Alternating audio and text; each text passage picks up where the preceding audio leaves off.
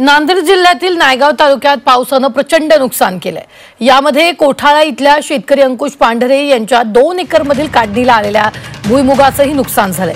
पावसामुळे भुईमुगाला मोड फुटल्याने या शेतकऱ्याने भुईमुग काढून जाळून टाकलाय। या शेतकऱ्याची मुलगी गोपिकाने सर्व परिस्थिती व्हिडिओ चित्रित करत आपली व्यथा मांडली आहे। हा व्हिडिओ व्हायरल झाल्यानंतर भाजपचे आमदार राजेश पवार यांनी तात्काळ शेतात जाऊन पाहणी केली। त्यांच्यासह तहसीलदार आणि प्रशासनाने शेतात हजेरी लावत पंचनामा केलाय।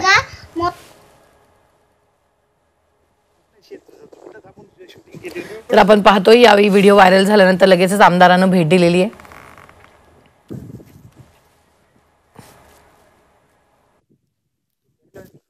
नांदेड जिल्ह्यामध्ये अद्याप बऱ्याच ठिकाणी पंचनामे चालू झाले नाहीत आणि म्हणूनच त्या चिमुकल्याच्या ज्या शेतीमध्ये जे नुकसान झालं होतं ही बाब तिच्यापर्यंत गेली आणि तिने त्या व्हिडिओच्या माध्यमातून प्रशासनाला आणि मला देखील हक्काने या ठिकाणी आवाहन केलं की या माझ्या शेतीमध्ये अजून कोणी नुकसानाचे पंचनामे करण्यासाठी आले नाही। हा जेव्हा व्हिडिओ मी काल पाहिला तर मला ते राहवलं नाही आणि मी त्वरित त्या ठिकाणी तिच्या शेतीमध्ये गेलो आणि त्या नुकसानीची पाहणी केली, तिच्याशी चर्चा केली आणि प्रशासनाला सुद्धा सोबत घेऊन गेलो होतो, ज्यामध्ये तहसीलदार असतील, तालुका कृषी अधिकारी असतील, यांनाही तात्काळ त्या गावचे पंचनामे असतील किंवा तालुक्यातील मतदारसंघातील इतर पंचनामे त्वरित सुरू करावेत अशी मी त्यांना विनंती केली।